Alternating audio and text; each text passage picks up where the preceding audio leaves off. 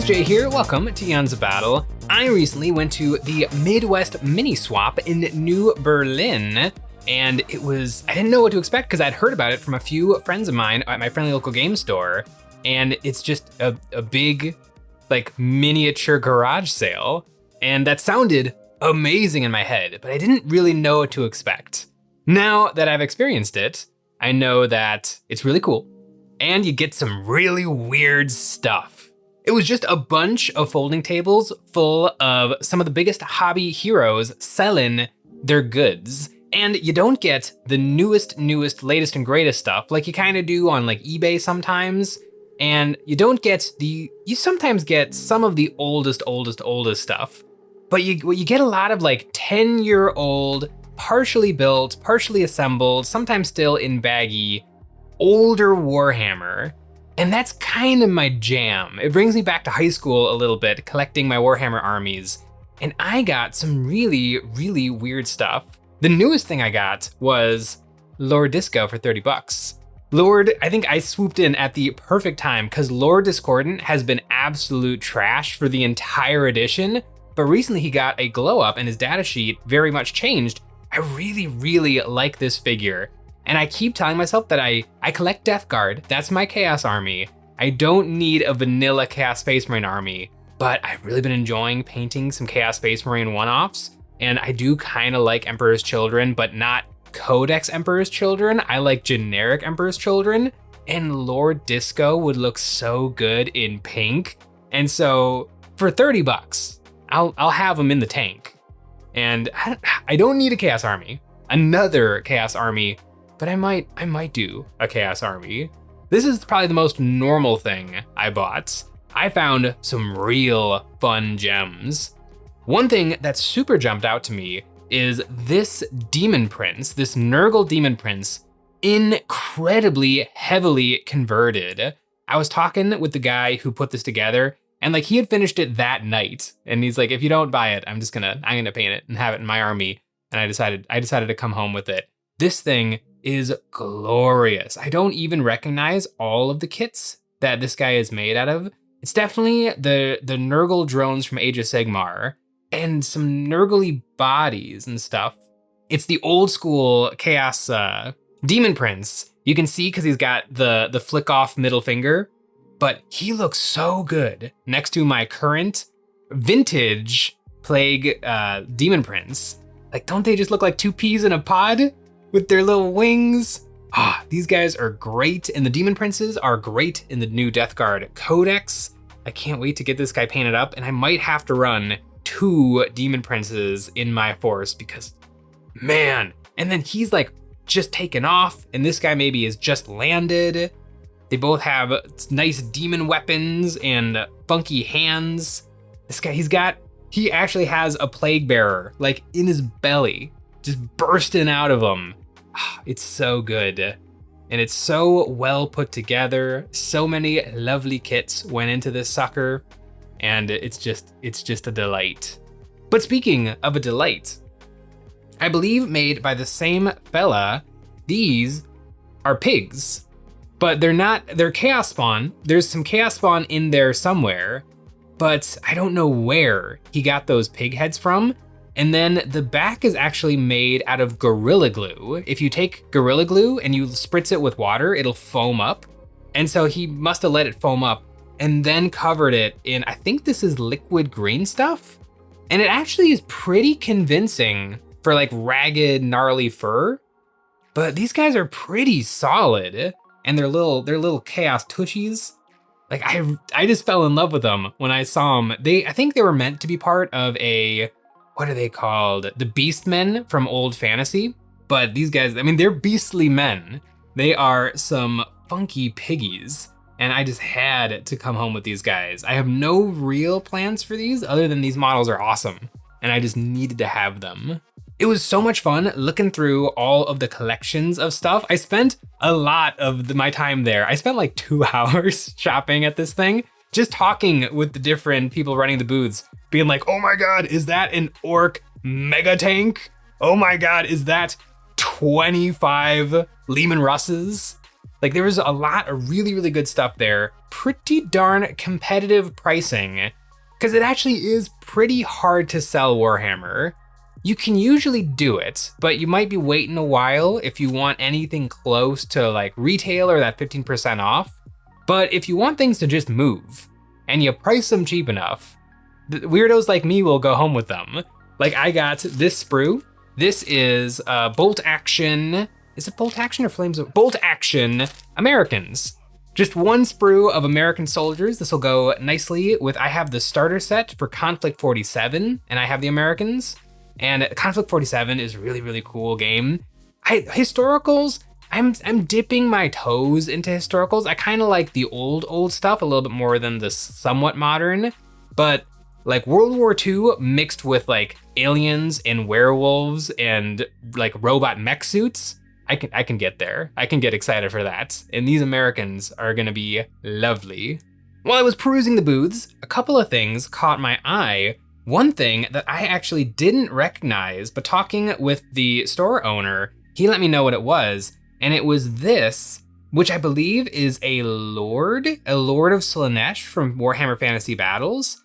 And it was just the Lord, which was perfect because I actually have a ton of the horsey snake thing.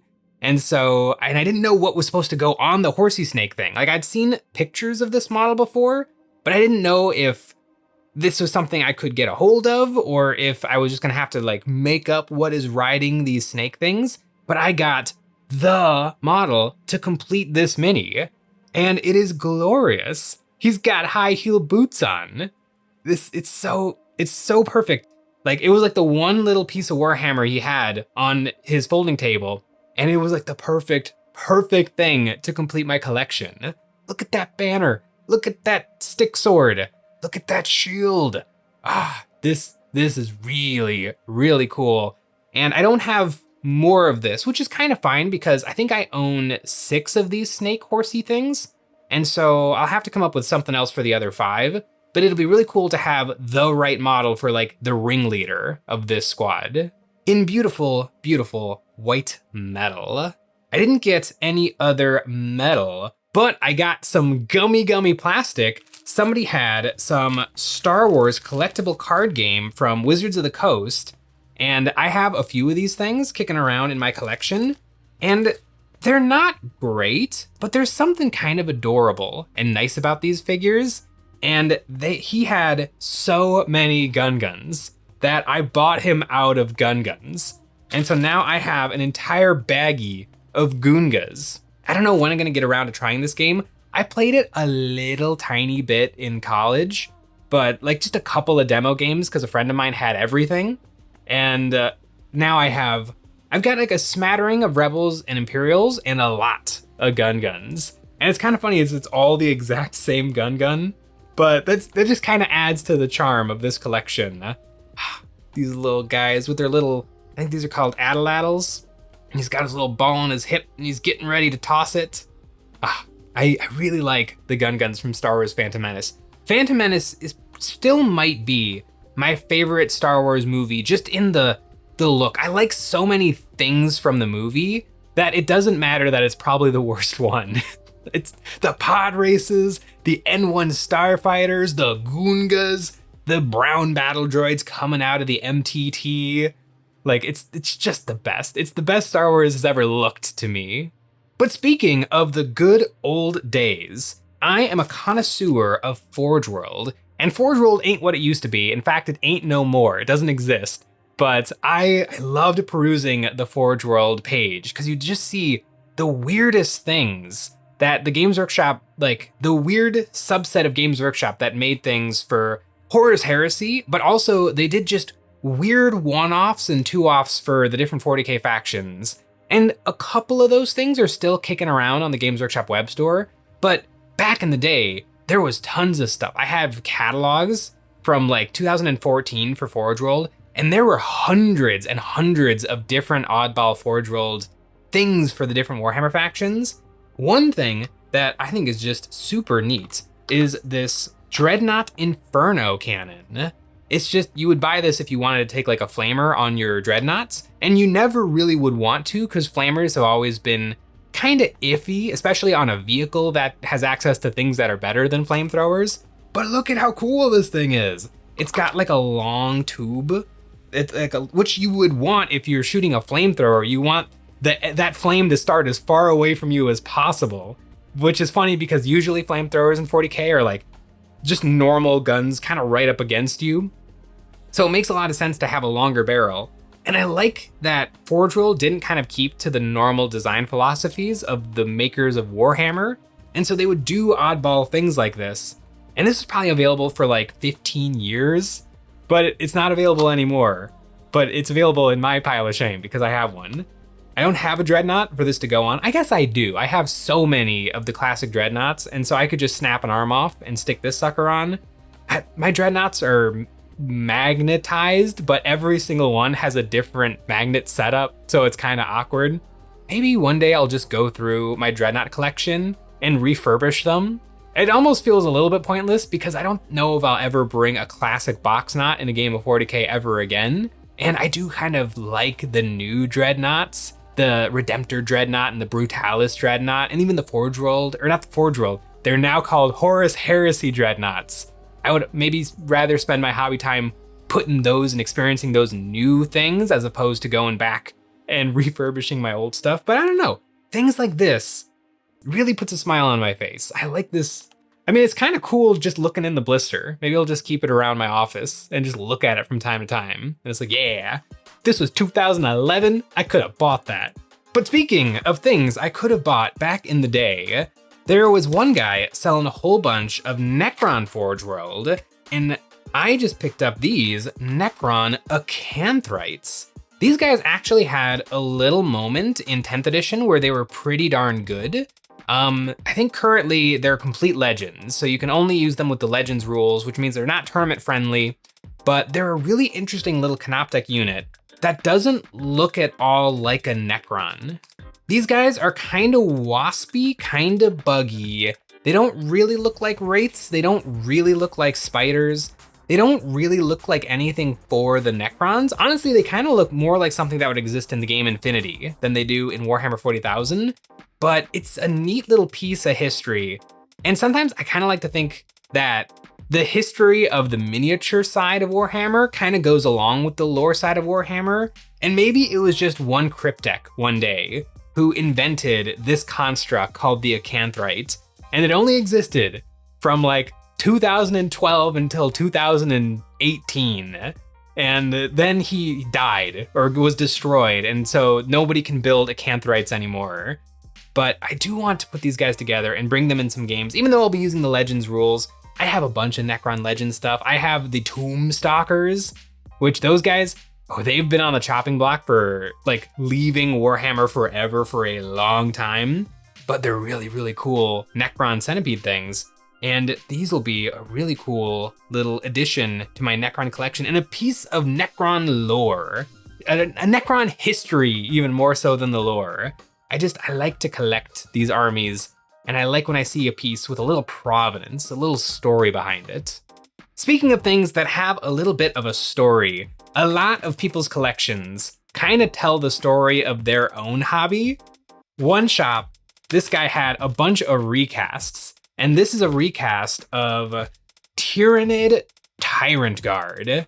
And honestly, these castings look excellent, which actually is kind of normal for recasts. I've maybe purchased some recasts, and maybe Sean has purchased some recasts, and maybe they're usually fine.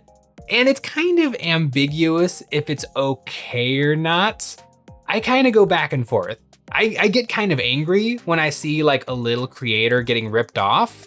But then, when it comes to Games Workshop and Marnia's Calgar is like $80, you know. When I was talking with the guy who sold me these, he says there's enough bits in here to actually build 3 Tyrant Guard and 3 Hive Guard, which is the shooty version. It's a dual build kit. And so at some point they took the plastic sprue, clipped the plastic sprue, prepped it for being made into a silicone mold, and then cast it all in resin. I don't know if I believe him that there's exactly enough to get 6 guys, but 3 for the price I paid is still really, really good. and I got 2 baggies of this. So I have 6 Tyrant Guard now. Actually, I have 9 Tyrant Guard because I got 3 Games Workshop plastics. When 10th edition launched and I read the index rules for Tyranid, I saw the Tyrant Guard and I'm like, I need to have these. Toughness 8 little monster bugs. I need that in my collection, and I drove to many different game stores trying to buy them because me and everybody else was trying to buy them. And so they were sold out online, sold out on eBay, sold out on the web store. I managed to get 1 box of these suckers.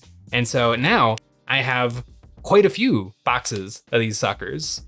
And they even come with the bases. I mean, for a recast, they're kind of hooking you up. For a recast made there's a date, 2023. That is actually kind of recent.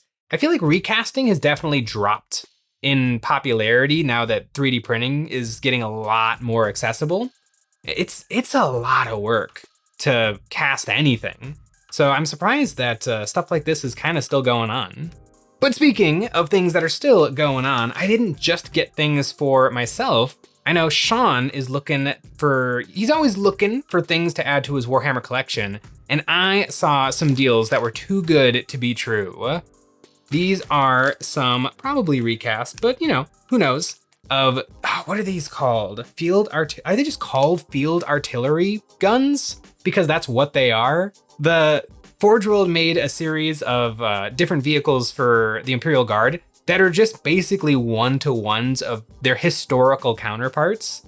And I remember Sean spent forever hemming and hawing about buying one of these suckers from Adepticon because it was expensive. This is a really expensive Forge World kit. And so he picked one up. And so at this Midwest mini swap, there were just randomly 2 for an incredible price. And so I picked these up for him, and I'm probably gonna get indirect fired out the wazoo, but it's fine because these are some really, really cool miniatures. And before I get to the last thing that I bought, which I kind of regret buying, I want to tell you about EonsBattle.com. EonsBattle.com is the place to find our merch like the Nick and Jay dice. We've also got water slide decals, wet pallets, and basing toppers and bits. And it's also the best way to support us doing what we do with a membership. Each month, members get a credit they can use on our new monthly terrain packs or any previous pack we have ever made. This month we have the Faraway Galaxy Bundle, a battlefield's worth of sci-fi buildings with a clever removable door and roof system for easy access. These buildings print easy and are perfect for cutting a battlefield into a dangerous urban maze. There's also plenty of cargo containers and barricades, including the XT6 cargo sled for moving all these accessories around the war zone. This set is perfect for quickly setting up a thematic battle on any system, planet, or moon. This set will be available on EonsBattle.com for the month of July, and then it'll be gone. The last thing I got from the Midwest mini swap is this Age of Corn. It says Vanguard, but this is a fully functional Spearhead box. Sean has had his eye on this sucker for a long time, but instead he went with the vampires and then the new vampire box, and then the Slaves to Darkness box, and then the new Slaves to Darkness box, the Oath box, the Oath of Buff Dudes box. We've been playing Spearhead over and over and over and over, and it is a absolutely wonderful game. So I decided to do it, and I got him this box, especially because it was cheap.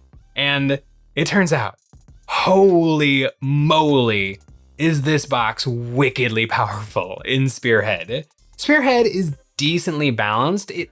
I don't know if it might be Games Workshop's most balanced game. I mean, according to the statistics from 40K, every single army is in like the 40s and 50s for win rate, but I don't believe that because sometimes matchups are just so ugly and one-sided that the games are over quick. Where Spearhead, even when you get stomped, you still kind of go all 4 rounds. Sometimes you don't have any models on that 4th round, but overall, pretty decently balanced game. This Spearhead is cracked. And Games Workshop has been doing an okay job of actually balancing and updating some of the Spearheads to bring some of the top players down a little bit and some of the bottom tier up a little bit. And I really, really enjoy Spearhead. It's a fun game to play and to collect because it's kind of easy. And it's really fun to play the game because you have a smaller number of things that you can actually do at a time. And so the games move quick. Like when Sean and I are really going for it, we finish a game of Spearhead in like 45 minutes. It's kind of wild. With this box, we might be finishing our games even faster. Seems like these guys are a little busted. These war doggies, they have a 2-up save in Spearhead. That is disgusting. Sean managed to put all the contents of this box together and we played one singular game. So maybe I'll learn the trick to this Spearhead and I'll learn how to counter it. But Sean seems to play all of the strong Spearheads and I seem to play all of the weak Spearheads. So it's a bit of an uphill battle. But you know what is not an uphill battle? The Midwest mini swap. It was really, really fun. I think Tim, the guy running it, is planning another one sometime in January. And I'm gonna go to every single one. It's tons of fun. It's super fun to talk with some absolute hobby heroes who have been collecting miniatures for like decades and seeing some of the weird stuff, some of the new stuff, some of the old stuff, and just hanging out. It was a lot of fun. Let me know in the comments below if any of these guys stick out to you as something that maybe I should get cracking on in an upcoming video. Ooh, those Acanthrites. Those Acanthrites are really calling my name. I'm in a Necron kind of mood. Thanks for watching.